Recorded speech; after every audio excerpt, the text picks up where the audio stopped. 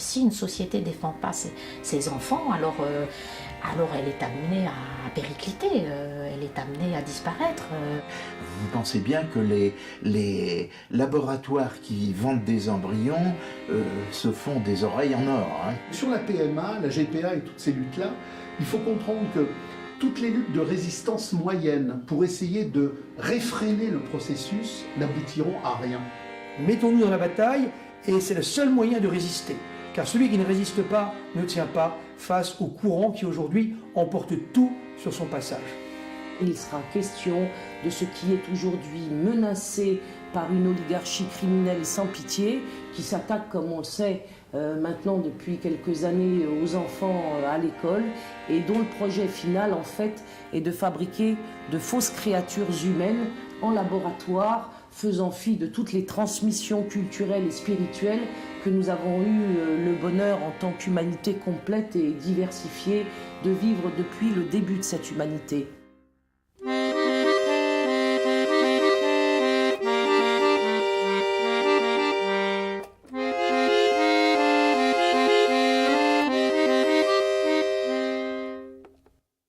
En 2013, une loi abolissait le prestige spirituel du mariage proprement dit.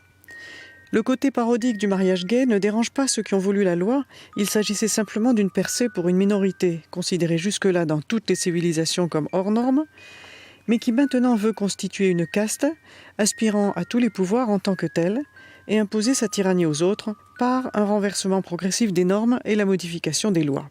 Il n'y a pas eu de mouvement populaire, même si on sait qu'il y a des difficultés par rapport au phénomène de l'adoption en France. Donc il y a vraiment eu un battage organisé par le pouvoir politique à ce niveau-là. Est-ce que c'est... il faut se poser la question de pourquoi ce battage ? Ce que l'on veut nous faire avaler comme la prochaine innovation législative dite progressiste, c'est l'ouverture du marché des mères sans droit aux hommes et celui des implantations d'embryons sans père aux femmes. Nous avons encore du mal à percevoir qu'il s'agit tout simplement de favoriser et de légaliser un business en plein essor, celui de l'industrie de la procréation. Ce business est légal dans certains pays, mais généralement il se développe parce que, justement, il n'y a pas de loi qui puisse encadrer cette affaire. Pour prendre conscience de l'ampleur mondiale du projet, il faut d'abord connaître l'accroissement terrifiant de la demande. Un couple sur 7 n'arrive pas à faire un enfant naturellement dans nos pays. Et 16% des couples ont recours à l'assistance médicale, supposant extraction d'ovocytes, insémination artificielle et enfin réimplantation d'embryons. Il y a une omerta sur la plupart des questions que vous avez à me poser. Ça, c'est indiscutable. Les stérilités sont devenues massives, d'où pour un certain nombre de personnes, la nécessité de faire appel à toutes sortes de moyens pour essayer d'avoir un enfant. Pourquoi la stérilité progresse ? Il y a beaucoup de raisons, mais la raison principale, c'est évidemment le fait que nous sommes en train de modifier le bioéquilibre de la nature. On est en train de détruire l'équilibre de la nature. Pourquoi et comment ? Alors, on le fait par les pesticides, mais aussi par l'intermédiaire des contraceptifs oraux et des traitements substitutifs de la ménopause, les veaux engraissés avec des hormones, les poulets engraissés aux hormones. Évidemment, une partie est détruite par les organismes, mais une partie subsiste à des quantités absolument infinitésimales. Mais il faut bien comprendre que certaines espèces sont extrêmement fragiles. On vous a appris très récemment que à peu près 50% des espèces animales avaient disparu dans les 50 années qui nous viennent. Ça correspond à l'arrivée de la pilule. Exactement. Le fait que on déverse des tonnes et des tonnes d'hormones féminines dans la nature fait que les mâles se féminisent. Et des espèces fragiles disparaissent, les tigres deviennent impuissants et ne se reproduisent plus. Et les hommes deviennent stériles. On a fait des prélèvements dans tous les estuaires des fleuves. On a vu que les poissons changeaient de sexe. Les mâles se féminisaient. ou devenaient intersexués et n'étaient plus capables de se reproduire. Nous arrivons à une catastrophe écologique à cause de la pilule. Alors, maintenant, vous me dites pourquoi ? Pourquoi ? Alors, la stérilité continue d'évoluer parce qu'on continue de faire cela. Et on va continuer pendant des années. Alors, je ne comprends pas les soi-disant écologistes qui racontent qu'ils défendent la nature et qui défendent en même temps la contraception orale qui détruit la nature. Les OGM, on ne sait pas ce que ça va faire. En tout cas, c'est des mutations qui sont en train de se faire. Et même, on n'est même pas au courant. Enfin, je veux dire, on est au courant si on cherche. Autrement, on ne dit pas aux gens qu'il y a des vaccins qui sont fabriqués selon la technique OGM. On ne dit pas aux gens qu'en France, effectivement, on n'a pas le droit de cultiver des OGM, mais on les importe. Donc, tous les gens qui mangent de la viande industrielle, ils sont forcément nourris aux OGM. Les ondes sont un autre problème absolument terrible, parce que je lisais l'autre fois que, par exemple, c'est un monsieur qui s'appelle Barry Trower, qui est un ancien biologiste et chercheur et qui était dans l'armée américaine et dans les services secrets américains, qui explique qu'une femme enceinte, même si elle n'est pas au courant qu'elle est enceinte, les 100 premiers jours de la gestation du fœtus, c'est le moment où se développent les 400 000 ovules qui vont être le potentiel génétique du futur bébé femelle. Et la Wi-Fi, si elle travaille en Wi-Fi, si la future maman travaille en Wi-Fi, ça irradie totalement les ovules qui sont en train de se former dans le fœtus. Ce qui veut dire que ça change complètement, ça détruit l'ADN déjà de ces ovules, et c'est pour toutes les générations qui vont suivre que le matériel génétique est foutu. Ils sont extrêmement intelligents, extrêmement doués pour nous faire digérer toutes les pilules de la création, mais d'un autre côté, c'est toujours le même plan qu'ils appliquent. Et c'est la même façon. Ils détruisent les mers de la même façon qu'ils détruisent l'agriculture, qu'ils détruisent l'élevage, qu'ils détruisent le ciel en ce moment, le climat, etc. C'est toujours le même schéma. Donc effectivement, je pense que ils ont mis d'abord ils ont mis la main sur les semences et sur la nourriture. Ensuite, ils ont mis la main sur l'agriculture et l'élevage. Ils ont séparé la production de la reproduction. Et ils ont mis la main sur la reproduction, dont des plantes, ensuite des animaux. Et je pense que maintenant, le but, c'est effectivement de mettre la main sur la reproduction humaine. L'infertilité, aujourd'hui, représente un marché international en expansion. Sont impliqués dans un premier temps ce que nous allons pouvoir appeler les différents services officiels de cette industrie. Alors ça va recouvrir en gros les cliniques de fertilité, les banques de sperme, les programmes de GPA et puis les fameuses usines à bébés comme on a vu en Inde. Car l'Inde n'a pas de limite. Pour multiplier ses chances de réussite, le docteur Bakshi propose plusieurs mères porteuses à ses patients. Et chacune d'entre elles peut accueillir jusqu'à 5 embryons. Tout cela pour 20 000 €, soit 5 fois moins cher que ce qui se pratique partout ailleurs dans le monde. Reka porte le bébé d'un couple d'Australiens. Si l'accouchement se passe bien, la jeune femme touchera près de 2 000 €, 3 fois le salaire moyen indien sur une année. L'infertilité représente une machine à générer du profit. Vous avez dans une étude récente, pour les seuls États-Unis, l'information qui nous est donnée, à savoir que le marché de l'infertilité représente annuellement 4 milliards de dollars. 2 milliards de ce total sont consacrés à la seule fécondation in vitro. Vous avez plus de 500 000 bébés annuellement produits aux États-Unis par l'intermédiaire de ce qu'on appelle la technologie de reproduction assistée. La demande dans ce domaine est en croissance continue, ce qui va s'expliquer en grande partie parce que de nombreuses femmes tout à fait fertiles vont choisir de retarder leur maternité de leur propre aveu, essentiellement pour des raisons de carrière.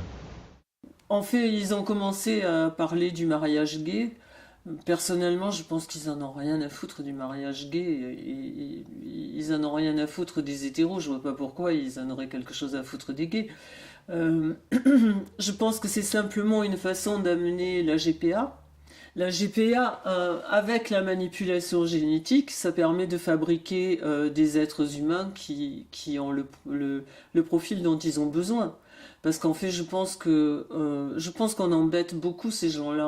On veut vivre, on veut avoir de l'argent, on veut avoir des loisirs. Eux, ce qu'ils veulent, c'est en fait les élites d'un côté et les esclaves de l'autre. Comme pour toute nouvelle activité capitaliste cherchant à s'implanter sur un territoire, le baby business doit d'abord détruire, piétiner, éradiquer ce qui existait, dans le cas particulier, les traditions spirituelles et familiales qui ont jusqu'à présent encadré la venue au monde des enfants.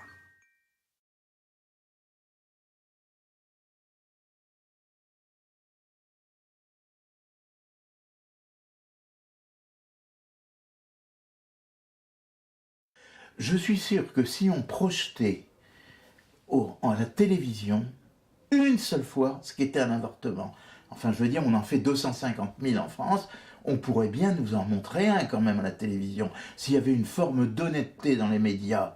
Mais non, mais tous ces gens-là sont couverts par les politiques qui eux-mêmes sont couverts par les laboratoires ou sont aidés par les laboratoires financièrement d'une manière ou d'une autre, ou plus exactement achetés ou subvertis. Bon, alors c'est facile à comprendre. Alors la question que vous me posez sur les conséquences de l'avortement, mais elles sont effroyables. Enfin, je veux dire, sur la psychologie, tous les études qui sont faites voient une relation directe entre les avortements et le taux de suicide des femmes. C'est connu, c'est archi connu, mais on ne va pas vous en parler. Il y a des méta-études, c'est-à-dire des études qui rassemblent des quantités d'études elles-mêmes qui vont toutes dans le même sens. Alors quant à le suicide ou les dépressions nerveuses, on nous le cache délibérément.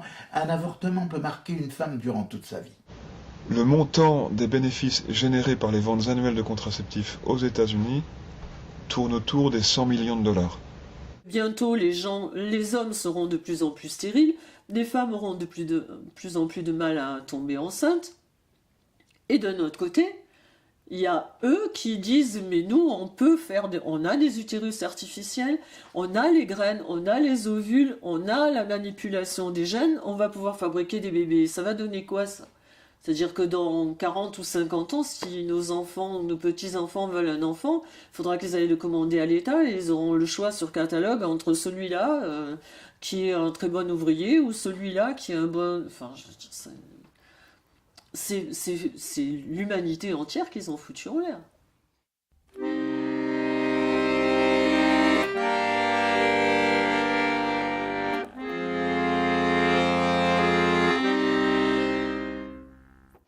Depuis une dizaine d'années aux seuls États-Unis, en moyenne annuelle, les avortements chirurgicaux, donc sans rien dire, puisqu'on ne le peut pas, des avortements médicamenteux, tournent autour d'un peu plus d'1 million. Vous avez 450 millions de dollars dépensés chaque année pour les seuls avortements de premier trimestre. Le coût annuel des avortements tardifs, donc de deuxième et troisième trimestre, s'élève à près de 400 millions de dollars. Autrement dit, chaque année aux seuls États-Unis, l'industrie de l'avortement engrange quelques 850 millions de dollars sur le sang des enfants conçus. Si vous ajoutez à cela les subventions et contrats gouvernementaux alloués aux fournisseurs de l'avortement, le montant annuel de l'industrie américaine de l'avortement dépasse allègrement le milliard. Nous pouvons donc conclure qu'effectivement l'avortement en tant que tel représente une activité colossalement lucrative. La commercialisation des organes de bébés avortés. Alors on peut, entre autres exemples, prendre celui de l'industrie de la maladie virale. La chose a été délibérément cachée au grand public jusque très récemment. Mais le fait est que la plupart des vaccins dispensés aujourd'hui à travers le monde, donc des vaccins les plus courants, contre les hépatites A et B, contre la varicelle, contre la grippe aviaire, sont élaborés à partir d'organes de fœtus humains avortés. La cabale pharmaceutique mondialiste soutient que les cellules animales ne sont pas aussi fiables. que les cellules humaines diploïdes seraient les seules à faire l'affaire. Alors une contradiction patente devrait ici nous alerter. En effet, d'où proviennent ces cellules? Réponse élémentaire, nécessairement d'êtres humains. Donc d'un côté, l'avortement ne peut se justifier comme procédure moralement neutre qu'à condition de démontrer qu'il ne consiste pas en l'élimination d'êtres humains innocents conçus. Donc que les fœtus ne sont pas humains. De l'autre côté, la création de vaccins à partir de lignées cellulaires humaines présuppose la dérivation de celles-ci à partir d'organes sources humains, en l'occurrence d'organes fœtaux humains. Nous avons donc ici un problème élémentaire d'application du principe logique du tiers exclu. Si les fœtus ne sont pas des êtres humains, nous pouvons alors en conclure que l'avortement est une activité moralement neutre.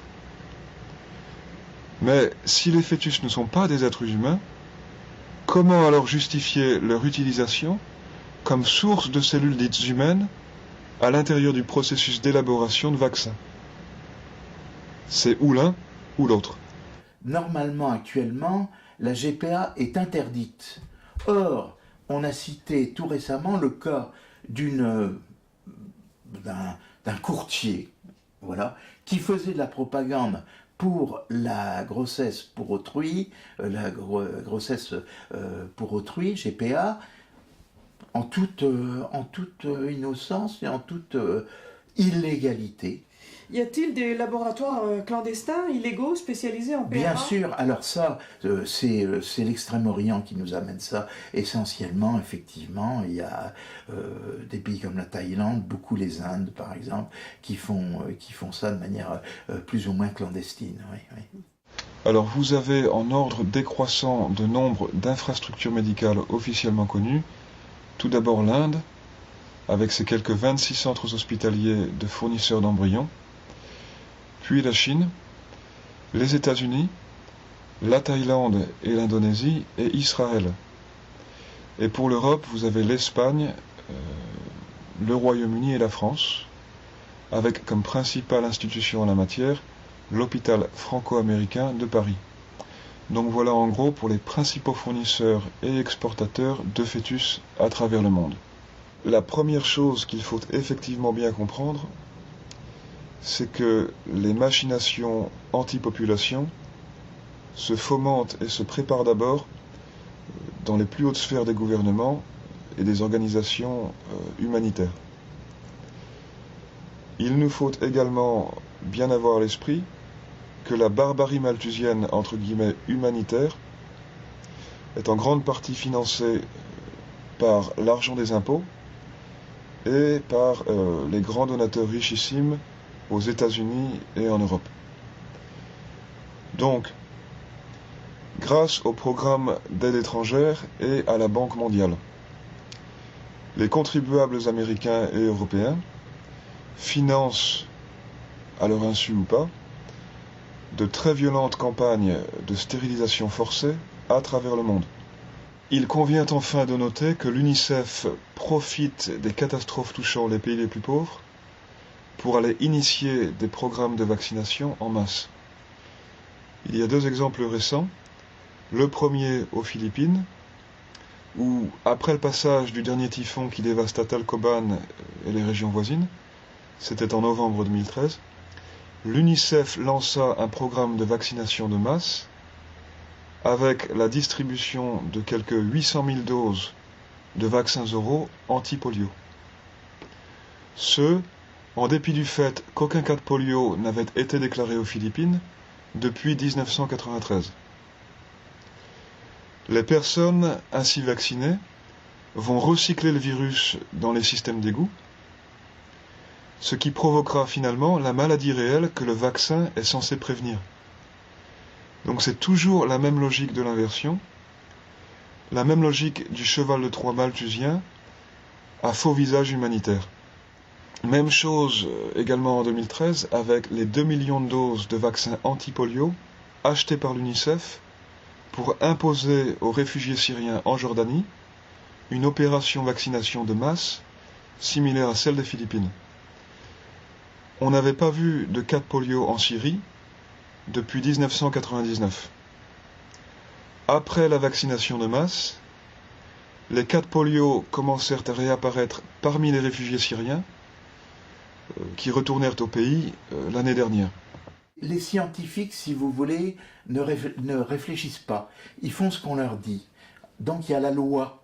Il y a la loi. Je me souviens d'un débat qui avait eu lieu entre Farida Belgoul et puis un député socialiste ou une femme députée socialiste. Et à un moment, elle a dit la culture, je ne sais pas ce que c'est. La culture, je ne sais pas ce que c'est. Je ne connais que la loi. Voilà. Donc à partir du moment où on est dans la loi, dans le cadre de la loi, bien, on fait. Bon. Mais c'est le refus de l'échec qui fait que, ah ben oui, en France, on a le droit de faire 3 fécondations in vitro, si ça ne marche pas, on doit s'arrêter. On continue. Ou une femme qui a 43 ans, 44 ans, qui ne peut plus procréer. Ah, elle est déjà venue, elle est venue il y a 5 ans. Ah oui, on a son dossier. Ah ben oui, on va quand même réessayer. L'indice mondial de fécondité a diminué de moitié en 40 ans, périclitant de 6 enfants par femme au milieu des années 70 à 2,9 aujourd'hui. La natalité est donc en chute libre à travers le monde. Alors, n'en déplaise aux sonneurs d'alarme malthusiens, prétextant la lutte contre la dégradation de l'environnement et celle contre l'épuisement des ressources naturelles. À part quelques exceptions, la plupart des pays, tant industrialisés que sous-développés, affichent un taux de fécondité inférieur au seuil de renouvellement. On le voit donc bien, le projet d'un côté de l'eugénisme anti-population et celui de l'autre de la procréation artificielle coexistent et se renforcent l'un l'autre. Le malthusianisme mondialiste est également le promoteur forcené du commerce de la reproduction artificielle, selon la logique même du capitalisme dialectique qui l'anime. Consumérisme illimité d'un côté, contraception de l'autre. Le tout dans une course effroyable de désacralisation complète de la vie humaine.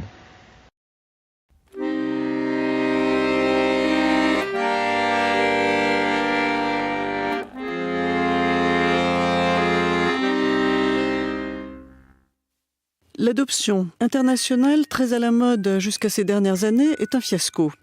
Les enfants sont bien souvent volés à leurs parents, comme au Pérou, à Madagascar, ou bien ils souffrent de toutes sortes de maladies. Il y a des pays gangrenés par la traite, tels le Vietnam, le Cambodge, la Chine, le Népal, Haïti, l'Éthiopie. Voilà comment on arrive à des chiffres effarants. Par exemple, au Guatemala, l'exportation d'enfants rapporte autant que celle des bananes, principale richesse du pays. Depuis son entrée dans l'OTAN, la Roumanie autorise à nouveau l'exportation des bébés. Mais de nouveaux gouvernements ont retrouvé la fierté de vouloir garder leurs futurs citoyens chez eux, telle la Russie ou l'Inde, où 75% des enfants adoptables sont désormais adoptés dans le pays.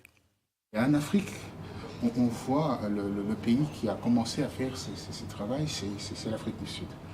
L'Afrique du Sud a été un laboratoire où tout était permis.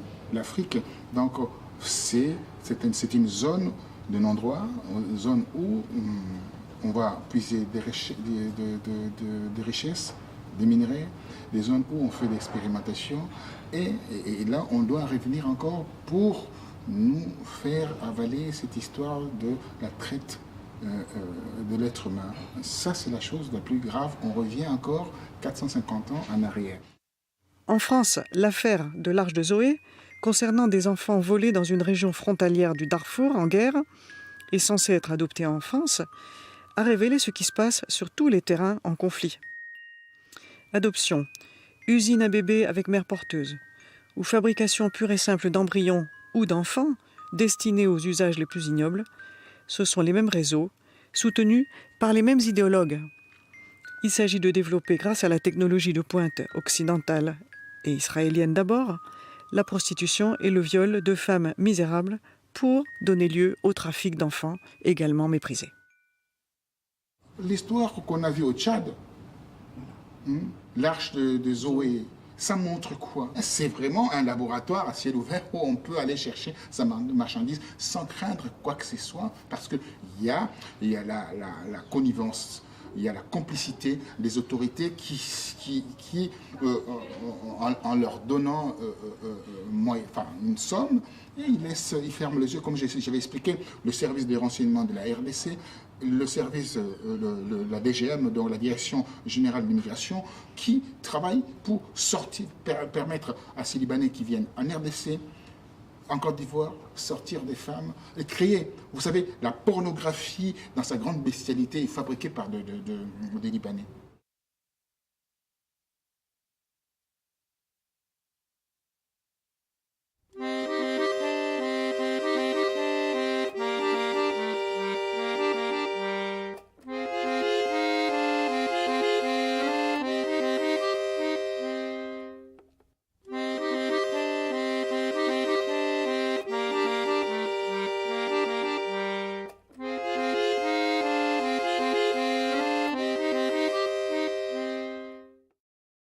Sur Internet, en français ou dans des bureaux en plein quartier latin, à 300 mètres de l'Assemblée nationale, vous trouverez les agences spécialisées qui visent particulièrement la clientèle des homosexuels. Alors à tout seigneur, tout honneur, entre guillemets, commençons par accuser tous les gouvernements occidentaux. Tous sont en effet impliqués aux avant-postes du projet mondial de réduction de la population, qui est un des piliers du nouvel ordre mondial. Les gouvernements occidentaux sont donc les premières instances impliquées dans la mise en œuvre de la philosophie malthusienne à travers le monde. Vous avez par ailleurs les médecins de l'ONU, la caste des médecins du secteur public regroupant donc différentes cabales associatives médicales nationales, la Fondation Rockefeller, la Fondation des Gates, la Fondation des Nations Unies. Vous avez encore le réseau de fondations créé par le philanthrope milliardaire George Soros. Vous avez la Banque mondiale, l'Organisation mondiale de la santé, le Fonds des Nations Unies pour la population, l'UNESCO, l'Alliance globale pour les vaccins et l'immunisation, le Conseil de la population, l'Agence américaine pour le développement international. Vous avez encore Médecins sans frontières, l'Association internationale des fabricants de produits pharmaceutiques. Vous avez la Fédération européenne des associations et des industries pharmaceutiques. Et puis on pourrait encore citer le Consortium pour la fièvre hémorragique virale. Mais évidemment, la liste continue. Cette GPA est l'accomplissement technique qui a été anticipé par tout un ensemble d'écrivains et accomplissement d'une modification morale et sociale qui avait elle-même été anticipée aussi par tout un ensemble d'écrivains qui ont bien vu les crises familiales ou la crise du modèle familial que constituait l'arrivée notamment de la norme argent, de la valeur argent, qui permet donc de marchandiser les rapports sociaux et donc les rapports familiaux aujourd'hui. La possibilité technique du bébé éprouvette ne mène pas à cet accomplissement de la maternité de femmes qui seraient frappées par le destin, mais il sert en réalité, il servira surtout à une industrialisation de la production des enfants telle que l'a anticipé de manière extraordinairement frappante Aldous Huxley dans Le meilleur des mondes. L'époque est tout à fait particulière, mais cela n'a rien d'original. Je veux dire, c'est depuis les droits de l'homme et du citoyen de la Révolution française, c'est une roue qui a tout écrasé sur son passage. C'est-à-dire qu'on est véritablement passé, je crois que c'est Marx qui disait ça, qui disait que le monde, à partir de maintenant, n'est plus à contempler, mais il est à transformer. Donc on est dans cette dynamique-là qui depuis 200 ans écrase tout, comme je le dis. L'homme se retrouve isolé, il se retrouve seul, il n'est plus membre d'une société. Les droits de l'homme, voilà. Alors, on en arrive ensuite aux droits des minorités. Voilà, c'est ce qui se déroule, c'est ce qui se passe sous nos yeux. Alors, la terminologie est nouvelle, le mode d'action est nouveau, mais tout ça était déjà en germe dans l'esprit des encyclopédistes et des acteurs de la Révolution française. J'ai souvent pour habitude de rappeler cette formule de Marx à propos de Marie Shelley. Marie Shelley, donc, à la fin du XIXe siècle, avait produit ce fameux Frankenstein que beaucoup de gens ont vu à distance comme une épopée romanesque un peu noire. Marx l'avait annoté, lu et relu, et il y voyait quelque chose de radicalement préfiguratif de l'ordre de l'inhumanisation capitalistique achevée. Et l'ordre de l'inhumanité capitalistique achevée, il est de deux styles. Il est à la fois de l'ordre de l'émotion et de l'ordre de l'organique. Quand vous parlez des malformations du cœur, on est dans l'organique, mais effectivement, on ne peut pas créer un être humain de naturalité achevée, vraie, dans une éprouvette. On ne peut pas créer un être humain vrai dans un rapport sexuel et affectif vrai par des transplantations mécaniques. De la même manière qu'on ne peut pas créer un être humain vrai par une déportation affective qui le casse de ses 9 mois de vie fétale. Donc, ce qu'il faut bien comprendre dans la PMA, la GPA et dans toute cette orgie industrielle du capital, c'est qu'on va non seulement construire des monstres fonctionnels, avec des reins qui ne marcheront pas, avec des cœurs qui ne marcheront pas, avec des systèmes artériels qui ne marcheront pas, parce qu'on aura une mécanique éprouvette anti-humaine. C'est-à-dire des gens qui ont un QI de grenouille et qui en même temps ont soit des muscles de Terminator, soit sont très doués en informatique, soit des... Enfin, je ne sais pas exactement ce qu'ils veulent fabriquer. Mais en tout cas, ça permet de fabriquer ce qu'ils veulent. Il y a aussi des pays où se sont ouvertes des usines à bébés, comme en Inde. La première usine y a ouvert en 2013 et le marché des mères porteuses y est estimé à 1 ou 2 milliards de dollars. C'est la demande des pays occidentaux qui explique ce boom au départ, mais ça se développe dans le monde entier. Il y a une grande demande dans les classes moyennes de beaucoup de pays. Cela n'est permis que par les nouvelles technologies d'extraction d'ovocytes et d'implantation d'embryons. C'est très récent. Actuellement, vous pouvez vous acheter un gosse pour moins de 20 000 $, dont moins de 8 000 pour la mère porteuse. Le Moyen-Orient, et plus précisément Israël, est à la pointe du supposé progrès. Et l'on veut nous faire croire que les enfants achetés comme des chiots et fabriqués en laboratoire comme des robots seront les enfants de vos rêves. Les Israélites, le peuple choisi à l'origine, avait une vocation bien particulière. Le bon Dieu, quand il donne une mission à quelqu'un, lui donne tout ce qu'il faut pour aller au bout de cette mission. Et ils avaient pour eux d'être des accélérateurs de l'histoire, des agitateurs en quelque sorte. Et tout cela devait être mis, évidemment, au service de la révélation nouvelle, au service de Jésus, le nouveau roi des Juifs et roi de l'univers, ni plus ni moins. Comme Jésus n'a pas été reconnu par un grand nombre d'Israélites, eh bien, ils ont conservé cette faculté d'accélérer les choses, d'accélérer les idées. Et c'est ce que nous pouvons constater aujourd'hui.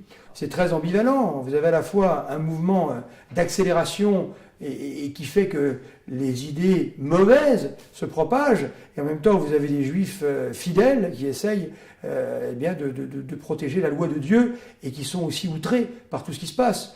La situation israélienne est très compliquée.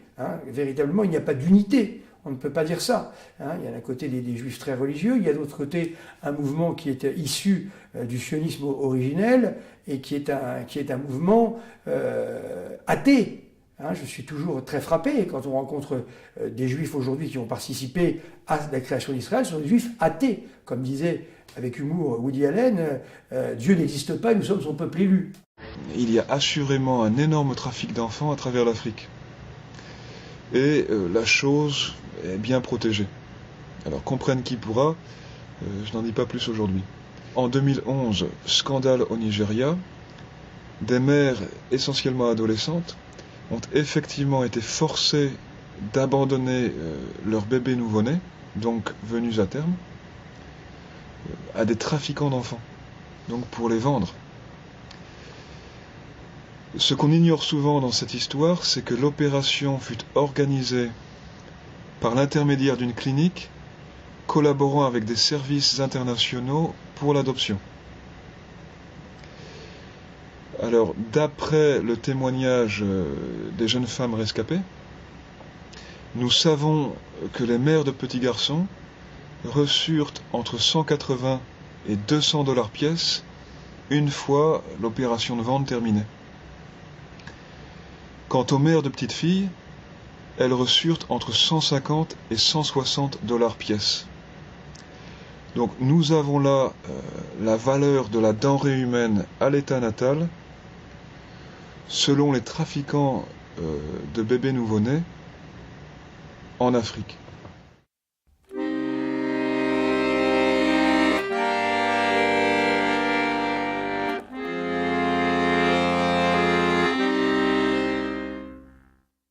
Que deviennent ces enfants de la haute technologie? Ces produits des rêves de savants irresponsables. Déjà, il semble bien que les capacités intellectuelles des soi-disant enfants parfaits soient plutôt décevantes, ce qui était prévisible, étant donné le poids ahurissant des contradictions identitaires qu'ils ont apportées depuis leur naissance. Il y a effectivement un intérêt commercial, mais aussi donc un intérêt un peu plus politique, qui consiste à handicaper les groupes sociaux en fabriquant des handicapés mentaux, tout simplement. Par exemple, pour des gens qui se sont beaucoup intéressés à la science-fiction, il y a quand même des auteurs comme Isaac Asimov, beaucoup mis sur écran, mais là, au niveau de la production cinématographique, pour les gens qui s'intéressent à la science-fiction, aux utopies mauvaises, c'est-à-dire aux dystopies, les anticipations, etc., là, on a tout un ensemble de films qui vraiment permettent d'éveiller la conscience sur ce genre de choses. Quand on analyse, par exemple, un film comme Matrix, quoi qu'on en pense, ce film met en scène l'humain robotisé, l'humain soumis aux machines. Pour comprendre la situation actuelle de façon un peu ludique, il y a deux choses à lire. C'est Le meilleur des mondes, Aldous Huxley, et puis 1984 de George Orwell. Bon, là, je dis des platitudes, mais aujourd'hui tout le monde le sait, j'enfonce des portes ouvertes. 9 bébés, apparemment nés de différentes mères porteuses, mais qui pourtant n'ont qu'un seul père. Un scandale d'enfantement en série qui éclabousse la Thaïlande. L'homme est soupçonné d'avoir eu une dizaine d'enfants avec des mères porteuses dans le but de les revendre à leur naissance. Un véritable projet d'usine à bébés. Identifié grâce à un échantillon d'ADN remis par son avocat à la police thaïlandaise, il n'est autre que le fils d'un milliardaire japonais, fondateur d'une société de télécom.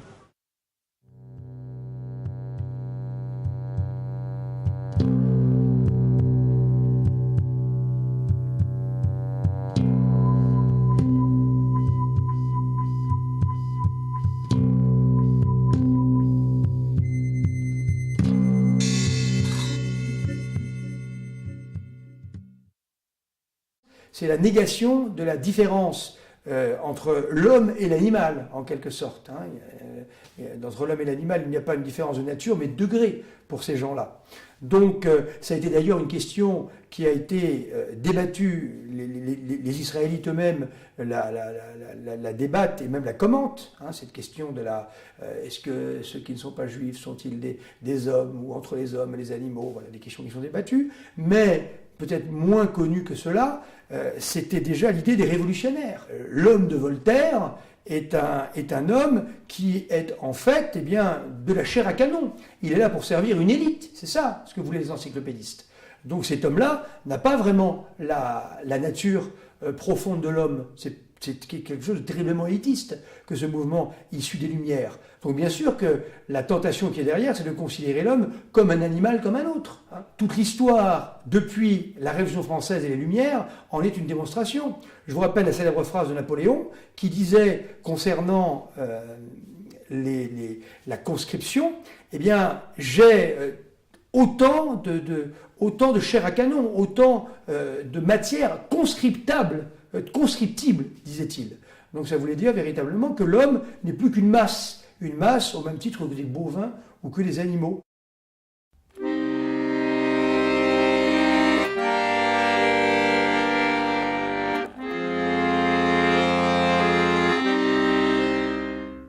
Tout d'abord, je pense qu'il faut renommer les choses, c'est-à-dire dans la guerre qui nous est livrée, la question sémantique, l'aspect sémantique est très important. Moi, je pense que plutôt que de parler de GPA, il faut parler de prostitution utérine et utiliser ce terme à chaque fois. Pour sortir du côté un peu lénifiant et faussement altruiste, puisque GPA c'est l'acronyme de gestation pour autrui. Donc on a l'impression que c'est généreux, que c'est gestation, voilà, on va faire pousser quelque chose et ensuite on va le donner en cadeau. Enfin bon, il y a tout un univers de connotations qu'il faut absolument écarter pour nommer les choses telles qu'elles sont. C'est du commerce. C'est pas altruiste, c'est pas un don, c'est de la prostitution, ni plus ni moins. C'est-à-dire qu'au-delà de la prostitution, déjà connue, qui est celle du vagin, là on va encore plus loin, on va louer l'utérus, comme le propose Pierre Berger, qui va très loin dans l'exploitation capitaliste du corps des femmes, puisqu'il reprend même une phraséologie un peu marxiste. On va mettre en location le ventre des femmes, comme les ouvriers louent leur force de travail, louent leurs bras. Donc on voit bien qu'on est dans une perspective qui est strictement commerciale, qu'on appelle aussi en fait la marchandisation du vivant, et qui passe par son artificialisation, puisque la nature est gratuite. Si l'on veut que tout soit tarifé, que tout soit payant, il faut détruire la nature. On n'a pas le choix. Pour justement en fait, la reconstruire sur de nouvelles bases, depuis donc des bases mercantiles, où tout sera tarifé, y compris l'air que l'on respire, y compris l'eau que l'on boit, etc., etc. Expliquez-moi pourquoi tout d'un coup, ils seraient vraiment complètement, affectés par le problème des gays qui ne peuvent pas procréer, etc. Je ne vois pas pourquoi ils en auraient quelque chose à foutre. Sérieusement. C'est juste que ça permet de faire passer la pilule. Donc on a mis en nous des tas de réflexes conditionnés, et ces réflexes, il faut les chercher pour justement ne pas être esclave de ce système. Et je crois que la formule de la FAPEC est très intéressante, vaincre ou mourir, aller jusque-là, aller jusqu'au don complet de soi-même, c'est quelque chose de très important. Donc il faut, pour ne pas rentrer dans cet esclavage terrible, qui n'est pas, il n'y a pas de fusil, il n'y a pas de soldats, il n'y a pas de barbelés, il n'y a rien de tout ça. Le drame, c'est que tout ça est en nous. On fait passer ça par l'éducation, on fait passer ça par les mœurs, on fait passer ça par des gens qui ont quelque influence sur nous, et le résultat, évidemment, est calamiteux.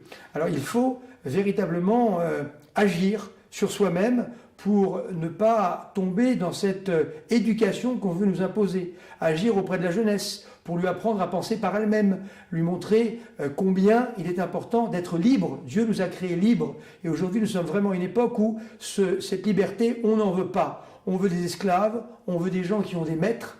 Alors les maîtres sont soigneusement cachés. On croit les voir, mais en fin de compte, ils sont bien dissimulés, ces maîtres. Mais ils nous surveillent avec de la télésurveillance, ils nous regardent, ils sont toujours là près de nous. C'est la situation actuelle qui est effectivement, comme vous le faites très bien remarquer, est bien pire et tout à fait nouvelle par rapport aux situations de l'esclavage antique.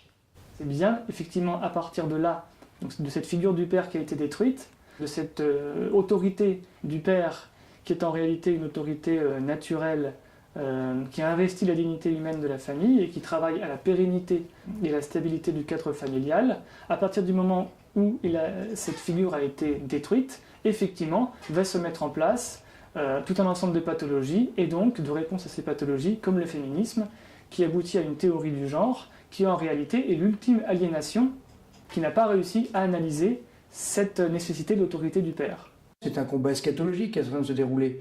C'est une théorie toute personnelle, mais je pense véritablement qu'à l'heure actuelle, Satan lui-même veut défier le bon Dieu. Et le défier comment? En organisant une création à lui, une nouvelle création. Voilà, c'est vraiment son angle d'attaque. C'est un crachat au visage de Dieu que Satan veut faire ici avec la complicité des hommes.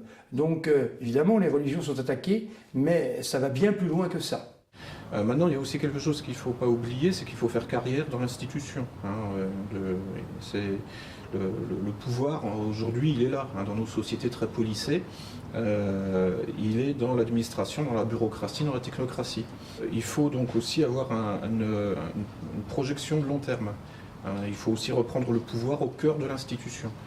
C'est d'ailleurs ce qui terrorise le pouvoir actuel en France dans l'initiative de Farida Belgoul, puisque elle ne se contente pas de faire des manifestations ou d'y participer, ce qui est en soi très utile, la manif pour tous a porté des fruits, aussi en termes de guerre culturelle. On a vu qu'on était nombreux contre la marchandisation du vivant, ce qui était d'ailleurs le slogan de la dernière manif pour tous.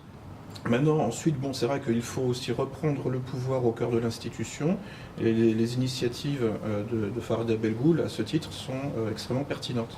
On mesure une chose à ses effets, l'arbre a ses fruits. Je veux dire, les brimades dont elle est l'objet prouvent le danger qu'elle représente, et que représente le fait de s'inscrire dans un champ, effectivement, institutionnel. Mais il faut aussi faire ce qu'on appelle aussi de l'entrisme en quelque sorte, c'est-à-dire faire carrière au cœur du système, même s'il est complètement vérolé, pourri, pour en reprendre le contrôle aussi de l'intérieur. La nouvelle création est une création à l'image de Satan. Souvenons-nous que la création originelle, c'est une création où il y a l'homme et la femme, bien distinctes. Là, nous avons affaire, Dieu en créant les anges, ne les a pas créés sexués. Il n'y a pas d'homme ni femme chez les anges. Chaque ange est une race à part entière. Donc la création de Satan doit être une création tout à fait nouvelle, où il n'y a ni homme ni femme, justement. C'est ce que nous voyons sous nos yeux. Donc quel est votre moteur ? La vérité, tout simplement. La vérité et puis l'autonomie intellectuelle. George Orwell, je crois, a dit « La liberté, c'est la liberté de dire que 2 + 2 = 4 ». En fait, la liberté, c'est la liberté de dire la vérité. On se rend compte que tous les systèmes de domination intellectuelle, tous les systèmes d'écrasement des peuples commencent par un mensonge inaugural. 2 + 2 = 5. Donc, ce qui me motive, c'est que je ne supporte pas. C'est un pathos aussi. Je ne suis pas un pur esprit platonicien. Je ne supporte pas qu'on rentre dans ma tête sans mon accord.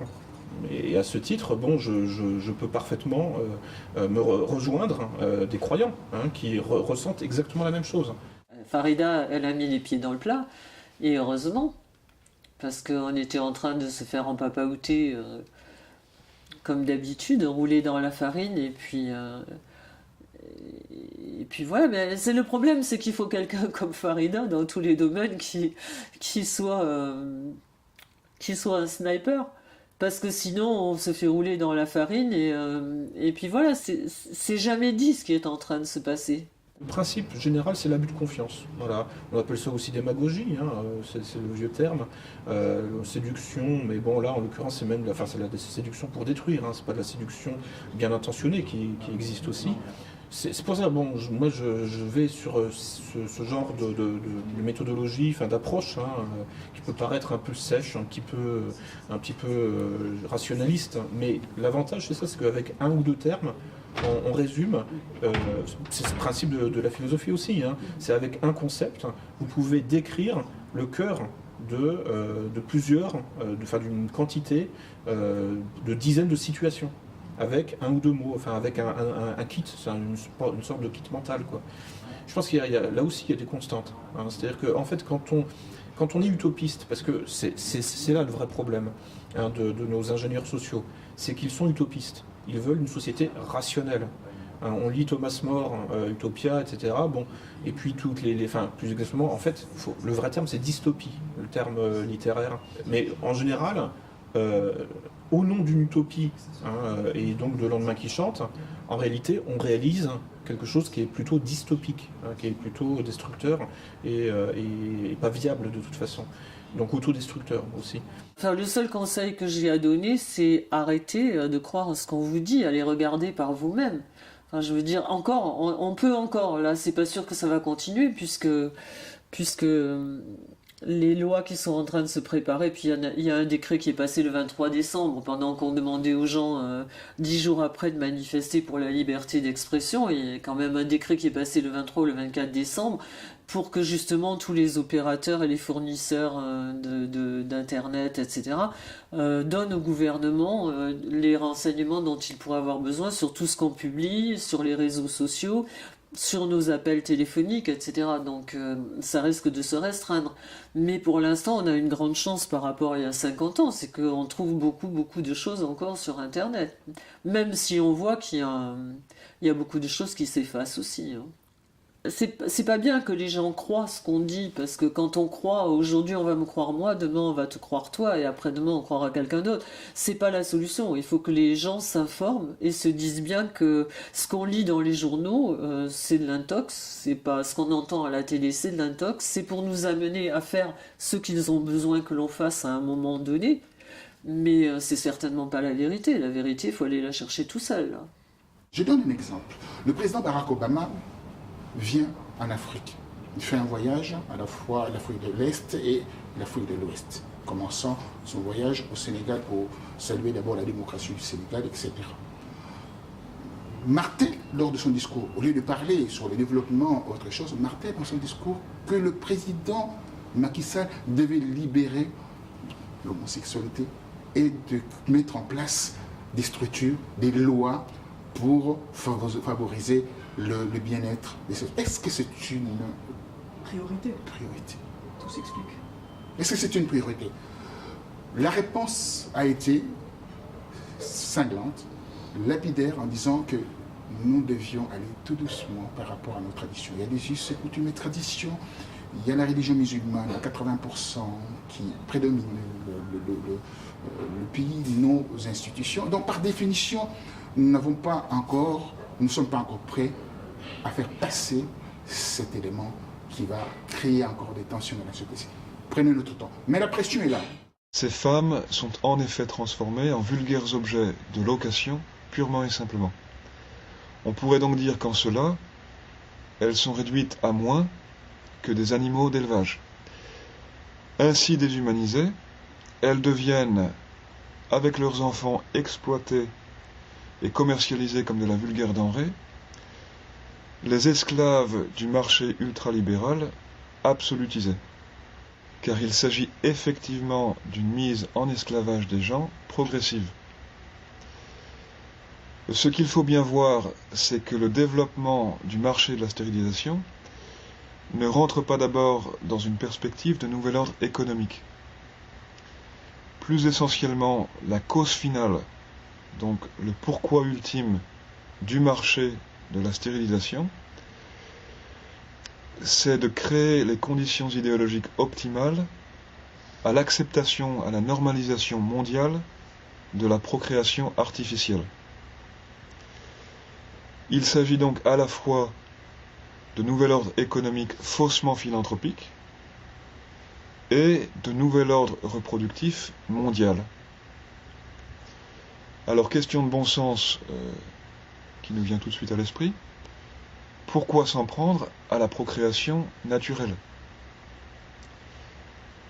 Réponse qui va droit à l'essentiel, précisément parce qu'elle est un ordre divin. La procréation réelle, qui est la procréation naturelle, est la manifestation d'un ordre divin sous-jacent. Or, le nouvel ordre humain est un nouvel ordre fondé sur l'illusion de la vie sans Dieu. C'est surtout le bon sens qui me guide, parce que j'ai pas quand je démarre sur un sujet, je n'ai pas de connaissances particulières sur ce sujet. Juste, je pense que je suis quelqu'un d'un peu logique, qui n'a pas peur de rechercher pendant des heures et des heures. Donc on finit par trouver les choses, parce qu'en fait, tout est dit, c'est simplement qu'on ne veut pas l'entendre et qu'on ne c'est pas diffusé aux heures de grande diffusion, mais je veux dire, on le trouve dans les brevets, dans les trucs, on voit bien ce qui se passe. Si pendant que vous enlevez, vous rendez les gens dépendants des semences que vous fabriquez, que vous leur enlevez toutes les cultures vivrières et que les séquences ADN de toutes ces graines qui sont le patrimoine de l'humanité, qui font que l'humanité, depuis le début, les gens arrivent à vivre en autarcie, à se nourrir, etc. Si vous leur enlevez tout ce patrimoine et que d'un autre côté vous faites un coffre-fort en Alaska dans lequel vous mettez toutes les séquences ADN de ces graines que vous supprimez aux gens dans leur pays, c'est bien que vous avez une idée derrière la tête. C'est quand même pas un truc anodin d'aller voler les séquences ADN, enfin d'aller voler les plantes de tout le monde et de les mettre dans un coffre-fort dont vous seul avez la clé. Bien sûr qu'il faut informer le plus possible, il faut diffuser, mais avec humilité et sans prétention narcissique à croire que c'est ça qui est décisif. Notre travail de taupe, la vieille taupe dont parlait Marx, faire passer de l'information en profondeur sur le réel, elle est décisive, mais elle n'est pas décisive au sens où elle est le déclic, ce qui sera le déclic. C'est la grande crise terminale qui va justement reprendre tout ce que nous aurons préalablement diffusé, et en lui donnant un aspect boule de neige universel qui renversera le tout. Je pense que c'est un problème qui touche plus particulièrement l'Occident. Et je crois que quand même dans d'autres parties du monde, il y a à ce niveau-là une plus grande conscience ou peut-être des liens qui sont restés plus forts entre les êtres humains. La première des choses est de reprendre confiance et de refuser ce qu'ils nous proposent. Alors, rien n'est jamais irrémédiable en ce monde, heureusement. Alors nous, en plus, qui sommes croyants, qui sommes chrétiens ou d'autres confessions, eh bien, nous savons très bien que tout peut toujours être freiné, bien sûr. L'exemple biblique est typique. Combien de fois Dieu a émis des malédictions sur telle ou telle ville, pensons par exemple à Jonas, Jonas qui devait prévenir que Ninive devait se convertir et que sous 3 jours, Ninive serait détruite. Eh bien, c'est le contraire qui s'est passé. Jonas est venu, Jonas a prêché à travers la ville, et tout le monde s'est converti, et la ville a été épargnée. Donc rien n'est jamais inéluctable. Tout est entre les mains du bon Dieu. Mais seulement, une chose est certaine, c'est qu'il faut lutter, il faut combattre. Et combattre en prenant des risques. Si on ne prend pas de risques, rien ne se passera, bien évidemment. Et le grand danger actuel, c'est celui-ci, c'est que les gens pensent qu'il suffit bien de faire une manifestation, voilà, on a pris un billet de train assez cher, on a été à Paris, on y a passé la journée, on rentre le soir chez soi et ça y est, tout est terminé. Non, la bataille sera ça sera plutôt, la guerre sera longue, ce seront des séries de batailles qui peuvent être gagnées au pied à pied. Et là, oui, tout est possible. Donc il ne faut absolument pas se décourager, mais se lancer dans la bataille avec zèle et courage. Toutes ces atteintes à la nature qui sont faites, la nature se venge toujours. La nature ne pardonne pas. Bon, c'est Dieu qui pardonne, mais la nature ne pardonne jamais, et un jour les gens paieront ces errements. Écoutez, de toutes les façons, le bon Dieu a mis en nous une conscience, même si aujourd'hui elle est tellement étouffée qu'on se demande parfois si elle est véritablement là, mais la conscience est là. C'est comme quand on doit atteindre un point très loin. On doit aller, je ne sais pas moi, on doit aller à une ville très éloignée, on est à pied, on va marcher. Chaque fois que l'on regarde cette ville, on se dit « Ah, qu'est-ce que c'est loin ? Qu'est-ce que c'est loin ?» Plus que 400 km à faire à pied. Ceux qui sont des pèlerins le connaissent très bien, cette situation-là. Eh bien, c'est pas ça qu'il faut regarder. Il faut regarder les étapes intermédiaires. Chaque fois qu'on fait comprendre à quelqu'un que le rôle du père de famille, qui n'est pas un rôle d'autoritarisme, mais qui est au contraire le rôle de l'amour par excellence, en régime chrétien, c'est celui qui se sacrifie pour sa famille, le père de famille. Quand on arrive à faire comprendre tout cela à des jeunes, à des enfants, à de jeunes couples, qui sont très demandeurs de tout ça, eh bien, la bataille est en quelque sorte en train d'être gagnée. Si l'on part en se disant qu'il faut aboutir à cette finalité-là et que l'on ne regarde que ça, on est découragé effectivement. Donc il faut regarder les étapes intermédiaires, se dire que ces étapes intermédiaires, on peut les atteindre, et se dire aussi cette chose extrêmement importante. Dieu n'exige pas de nous la victoire. Ce que Dieu veut, c'est que nous nous battions. Voilà, mettons-nous dans la bataille, et c'est le seul moyen de résister. Car celui qui ne résiste pas ne tient pas face au courant qui aujourd'hui emporte tout sur son passage.